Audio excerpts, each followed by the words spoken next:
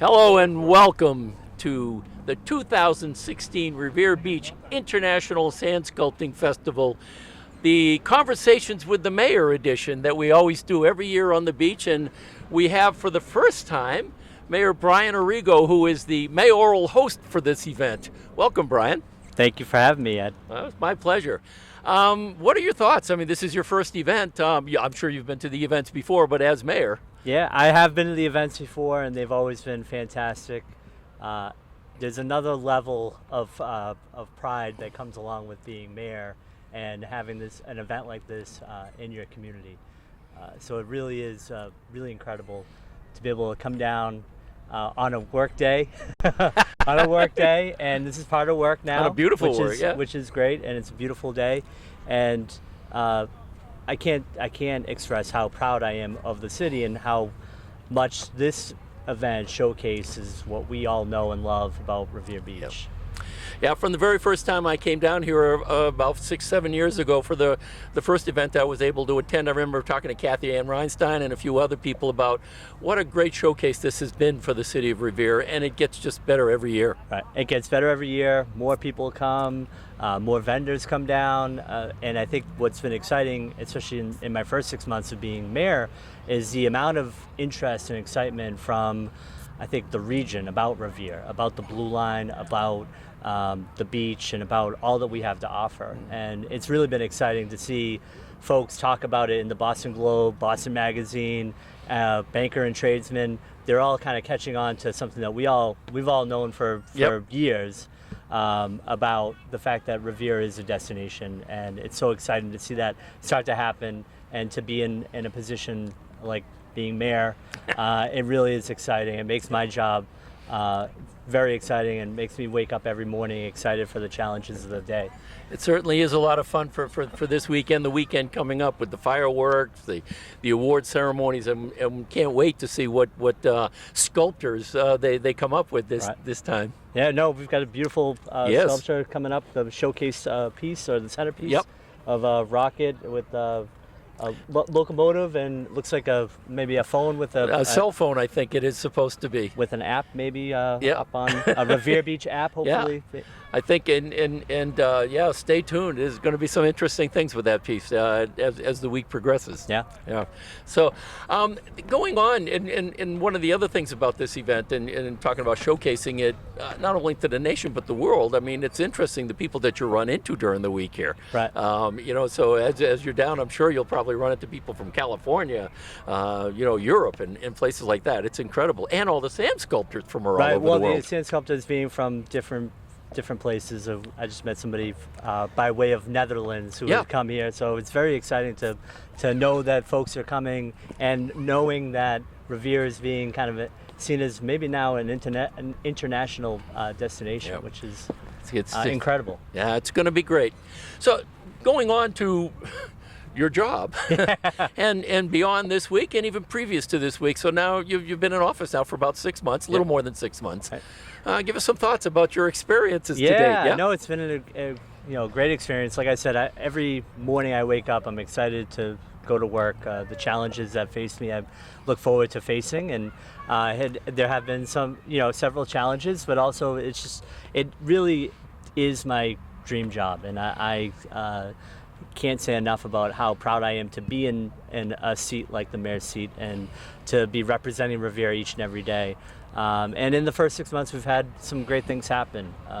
We've got now a budget that includes a 311 system, which is a 311 is one call to City Hall, which will track and help make sure that city services are being provided in a timely manner, which is something that we've heard constantly in the mayor's office. That's always an issue. Linda and Deb can attest to the number of calls that we get.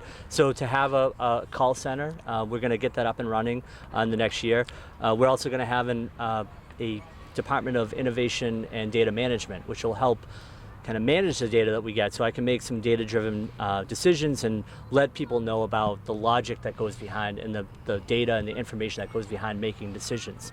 Additionally, I think we've worked really hard on the inspectional services front.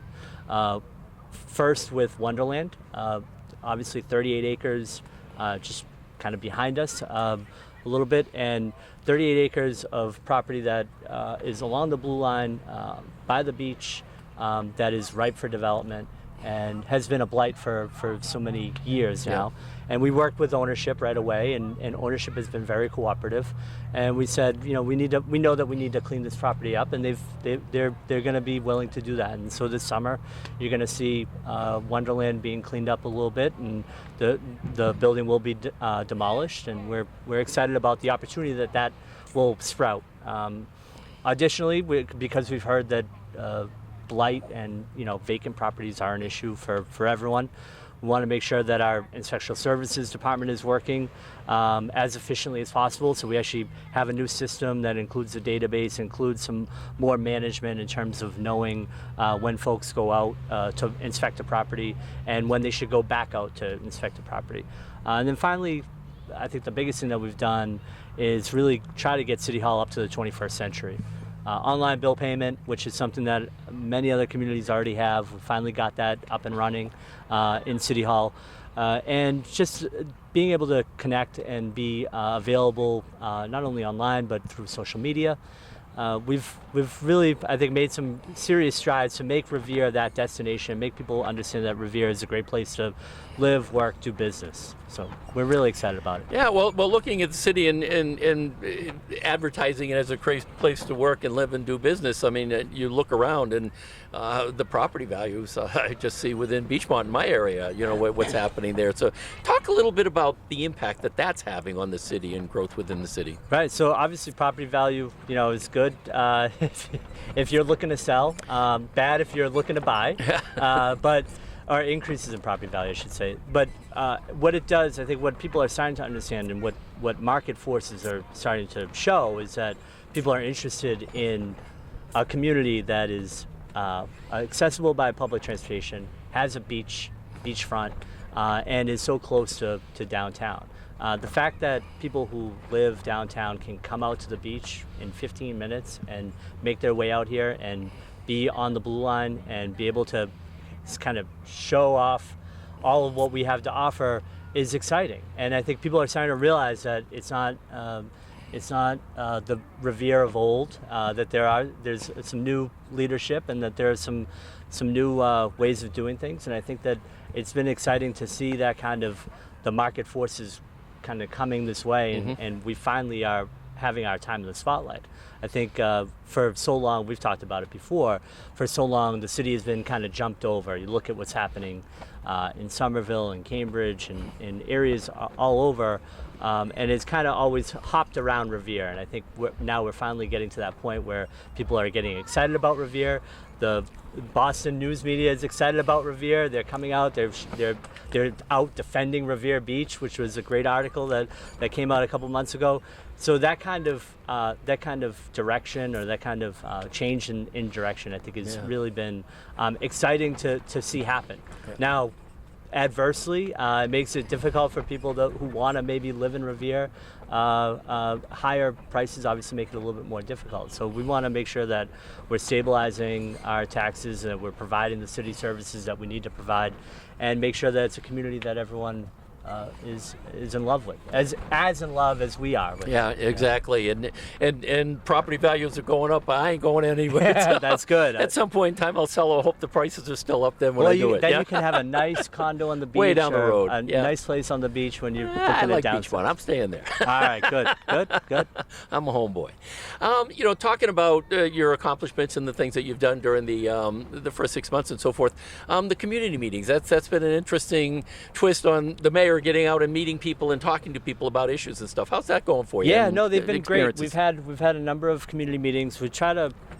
When I took office, I wanted to get that level of involvement in the community. We talked a lot about having conversations, getting people to understand the logic of what's going on in City Hall, get a kind of a glimpse into what decisions are being made and what direction we're going in. And so we've had a number of them. We have one actually coming up in Ward 4.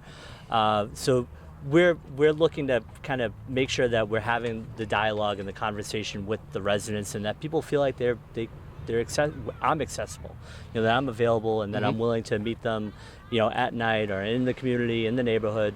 And at the end of the day, we're going to have, I'm going to make better decisions if I hear from everybody and I hear what the concerns are and I hear maybe what I'm doing right, what I'm doing wrong. I always start off with saying, okay, now's your chance to yell at me. Like if you're going to yell at me, come on, bring it on. But to have that level of engagement, I think, is something that's been different for folks historically. So, and not to put you on the spot, is there a takeaway, one takeaway that you might come from all the meetings that you've been through? Yeah, so in terms actually, of your experience? one of the best takeaways I think we had was early on in Beachmont meeting that we had. We heard some concerns about Dunkin' Donuts and about the corner, the opioid issue, and right. and the opioid issues, and then the tea, and we actually, luckily, we had representatives from Secret DeLeo's office there, and in connection with the city, with mayor's office, we worked together and said, how do we address this issue that folks are seeing? And we've actually gotten more MBTA transit police down there to be a little bit more proactive. We've got Revere Police doing directed patrols down there. So to have that kind of, the goal for me was not just to have a community meeting, but to end up showing people and have a continuing dialogue. Here are your concerns. These are the things that we're doing to address the concerns, and have a continuing dialogue rather than me just telling everyone, okay, this is what I'm doing while I'm in the mayor's office. I want to get feedback and then show the progress that we're making and show some results that we're actually having by hearing from people. So that was one issue, and I know that there have been a number of issues that get resolved as a result of residents saying, I have this concern and I want to know about what can be done. And going back to that Beachmont meeting, and we all know that, many people know anyway, particularly in the Beachmont area, that shortly thereafter we were able to get some MBTA police involvement, and there was a number of activities that took place to kind of take care of that problem to a certain extent. So it was great. Budget, you mentioned earlier, and one of the things that was on people's mind is we heard the story about the loss of some funding from the state for schools and stuff like that. And I know that within the city you've been trying to work with the state delegation to try and mitigate the impact of that. Could you fill us in on what's happening there? So there was a little bit of a change in the formula, the way that the state gives out money to school districts, and the change in formula adversely affected the city of Revere, and what we had tried to tell the state delegation and the legislature is that in order for us to continue to make the progress that we've made in our public schools, we need the money to be able to do that. And luckily, the legislature did fund what they call a pothole account. Yep. The idea being that there'll be an amount of money set aside for the communities that were adversely affected by that formula change. Ideally, going forward, and I think what the legislature is going to end up doing is they have to fix the formula issue. So we're going to be in the same predicament next year if the formula isn't fixed. So it's a stopgap. Yeah, it's a stopgap. And so at this point, one other thing that the school department did do was they did look at hiring somebody to help mitigate the issues around low income students, and so not to get into the weeds, but the problem was that the number of the way that the low income kids formula, were the way that they were calculated changed, and so what we want to do, and what the superintendent has worked hard to do, is make sure that we're getting credit for every low-income kid that we have. Because the bottom line is that because of the formula, let's just say there were 100 low-income last year. This year there's only 50 low-income, and you're only getting paid for those 50. You're only exactly. Exactly. Okay. And jump into another subject, and we talked a little bit about economic development. You mentioned about Wonderland. I know in Dan Rizzo's administration, he had started a process for planning for the city of Revere. You've talked about doing something. Can you tell us where you're at with that whole process and what we could expect to see going forward? Yeah, so we're going to start it. We're going to have a visioning process that's actually going to start up this summer, I think either August or maybe even early fall, with MAPC, Metro Area Planning Council. And so they're gonna help us look at a couple of different aspects of planning, of visioning, and help us get that kind of process off the ground. It is similar to what was being done in the previous administration. We want to focus our efforts on zoning and on, I think, economic development and transportation. So there are a couple of different factors that we want to focus on, but zoning is one of them because the zoning maps need to be updated, and we're a little bit out of date in terms of looking at our zoning and saying, how do we make sure we get the highest and best use out of every property that in every project that's coming forward. Yeah, and of course, as you're planning, there's always the balancing act of the things that are ongoing at this point in time. So how do you balance that? I mean, that's a great question, because I think behind us you can see what's going on Ocean Ave at Waterfront Square. Great project. It's going to bring I think a whole host of new folks, and we've got some, obviously the beach is going to be a destination and continues to be a destination. And that project has been 16 years in the making. So to inherit a project that has been 16 years in the making was a vision of former Mayor Arrigo, and to see that through and start to see buildings actually popping up and to see some of the great amenities that are going to be available to the residents down there really it's exciting, but it's something that I inherited. Yeah. So now from my perspective, it's okay, we've got this great building, we've got some development happening, we've got people who are excited about living on the Blue Line, who maybe have some additional disposable income. How do we create the amenities that people want? How do we make sure that we have the restaurants and the shops and retail space that people are actually going to use? And how do we prove to folks that there's a market? Because what we've heard for so long, what I've heard for a long time, is that fish don't shop, and that if the market forces aren't such that a lot of restaurants or commercial space would be successful. We're trying to disprove that and say that we have this great opportunity. We have folks who are excited about living in Revere, folks who are excited about moving to Revere, and we have the opportunity to really create those amenities and create that market for the things that people would expect to see on the beach. Restaurants with outdoor seating. A place where you can have a nice glass of wine, or a place where you can hop around and have a nice cup of coffee and enjoy some Wi-Fi and have those kind of amenities that I think we see kind of in the region, and there's no reason why they can't happen here in Revere. There must be a lot of fish in Florida that drink, because you see them all over the beaches down there. You see them all over the place, exactly. And now I lost my train of thought. We were talking about economic development. Oh, I know where I wanted to go. Policing. Of course, with all of the current events that are going on, I mean, it's been a really tough struggle for people on both sides of the Blue Line, so to speak. Can you talk a little bit about maybe some of the impact that it's having on the Revere Police, if so, and things that you and the chief maybe have been working on to, if you will, address before it becomes an issue here? And I think one thing that we're lucky, I think, in our community is that we do have a lot of respect. I think the residents of the city have a lot of respect for our police officers and for the job that they have to do each and every day. And being mayor now is interesting because I was excited about the sand sculpting event. I was very excited about this festival. And then in the back of my mind, I said, oh my God, we got to make sure that everyone is safe and that there's a level of security for everyone that comes down here to enjoy themselves and not have to worry about some of the events that we've seen take place, which are unacceptable and really can keep somebody like me up at night to think about, okay, how do we make sure this doesn't happen? But I do have confidence that Chief Caffarelli and Acting Chief Bright, our fire chief, are kind of on top of it. We've met a couple of times about making sure that everything is all set down here and that there are security measures in place.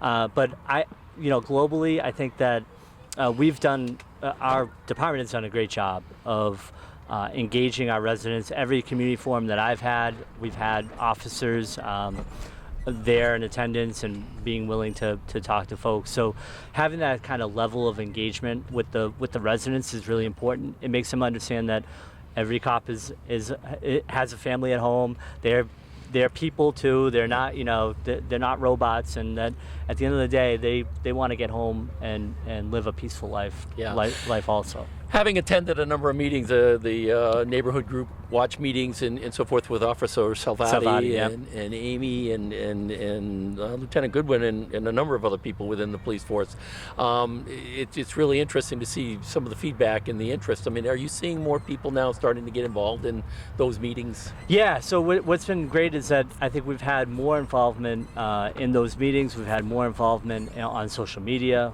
and we've had more kind of engagement even in my own office. We opened up office hours on Thursday nights from 5 to 7, so that if people can't make a community meeting, if they can't come in during the day, that I'm making myself available at night on a Thursday night to allow for people to maybe have some level of engagement that they haven't had before. And that's really it really is important, because it helps build neighborhoods. It helps build that pride that we have for the community, that I think everyone should at the end of the day have.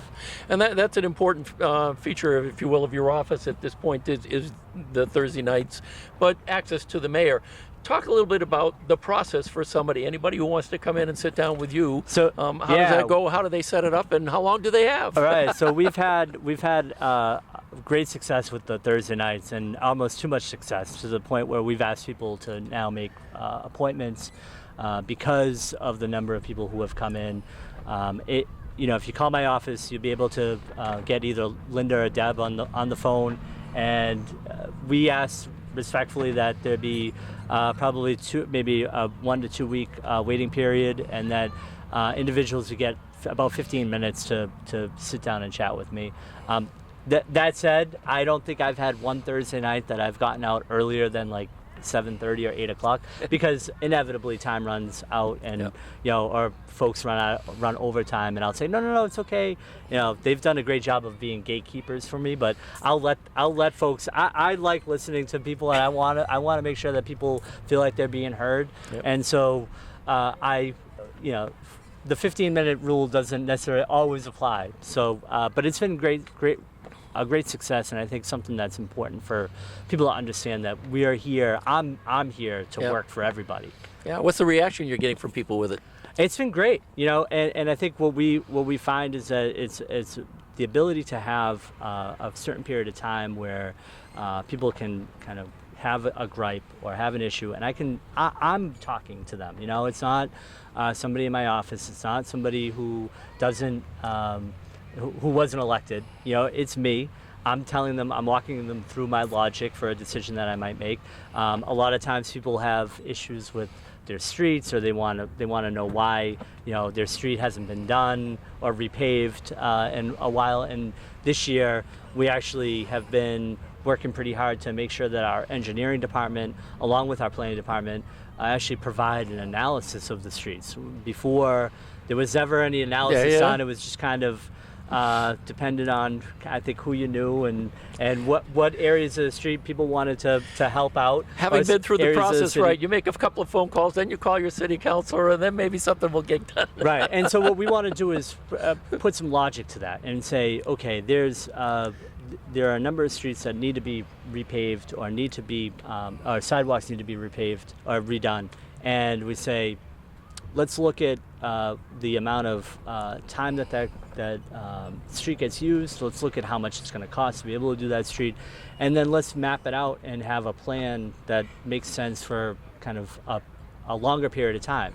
And so and then make it available to people. So what we did this year is, and getting back to being up into the 21st century, we put that analysis on the city website, and we let people know these are the streets that are being done this year. Okay. So everyone knows, okay, these, we only get about $1 million in Chapter 90 money to actually redo streets. So that $1 million equates to about 6 or 7 streets to be repaved, which is not a lot. Oh, yeah.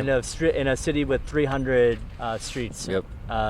It's not a lot of streets to be done, but with that said, we do have that analysis that's available. We want people to know that there's some logic, there's data that's actually going into the decision making, and that it's an informed decision rather than a decision based on who you knew or who was friends with who.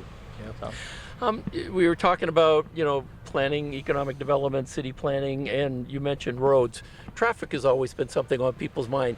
Can you talk a little bit about the current state of the traffic issue within the city and maybe what's being done going forward? Traffic is a concern that there are a lot of concerns that keep me up at night. Let me tell you. Aside from my beautiful son, who and I have to, just a quick aside, and I remember we saw you, Joey, and Omar on the very first day that you were in office. You came to our Beachmont Improvement Committee meeting, right? And I think the word was like drinking through a fire hose. And has that slowed down a little bit? A little bit. Now it's, now I'm drinking through a really big straw, I think. So in terms of traffic, traffic is an issue in the city, and I know that. I know that a lot of the traffic that we do have is on state roads. So we need to have we do have strong partners in the state delegation, but to have a really good conversation about the impact that we're having and that we're seeing on our state roads. 1A, Route 1, even the boulevard can get a little backed up every now and then. So to really say, you know what, aside from just giving a lot of these concerns just a little bit of lip service, we'd rather actually try to get some things done. If it means signalization changes, or if it means a traffic pattern change up, we're willing to entertain those. Yep. But we need to do the work to actually show that there are problems. And so we've been talking a lot about Bell Circle, because I know that's always been an issue, right? An issue, and a lot about 1A and 1. So we have to get there. It is, we have to work with our partners on the state level to say, hey, Revere is becoming that kind of destination that we all know that it can be, and it's got this unlimited potential. There is one thing that we need to really get a handle on, and that is traffic. Yep. So. Yeah, exactly. So I'm trying to think, I think I've covered most of the topics that I had in mind. Is there anything you had that I haven't hit upon that you'd like to talk about? No, I mentioned it, that I'm living a dream right now. It really has been an incredible experience, and it's something that I wake up every day, and I'm really excited about the job that I have. I get to go to, and it's not even a job. And I was thinking about this the other day. I had a few minutes to myself, and my parents always said to me, and especially my dad always said to me, make sure you find your passion, and if you find your passion, you're never going to work a day in your life. Right. And to really think about the fact that what I'm doing right now is a lot of work, and it can be difficult, and there's a lot of challenges that come along with it, but I don't feel like it's work. That's the most exciting thing, is that I feel so much passion for this job and for the city, that it's really not work, and it's really exciting. And I've been on cloud nine since pretty much election day, and I think seeing what's happened in the city and seeing the amount of love that the city's been getting in the region really kind of confirms that passion that I have for the city. So it's about time. Yeah, exactly. That's all I can say. Yeah, it's great to see the coverage that we've been getting. I always say, why? Why don't we get more coverage than we do yet? And it's good to start to see that. And to go back to, the point that you make about, feeling like, so good and passionate about the job. There's the old thing about alpha and beta waves or whatever, when you're relaxed, when you're playing, you're much more creative. So right. May that creativity continue and bring great things for the city. Thank you very much, Brian. I look forward to the next time that we have this conversation. Absolutely. All right, take care. All right. Well, for Revere TV, here at the 2016 Revere Beach International Sand Sculpting Festival, I'm Ed Deveau with Mayor Brian Arrigo. Until the next time, take care.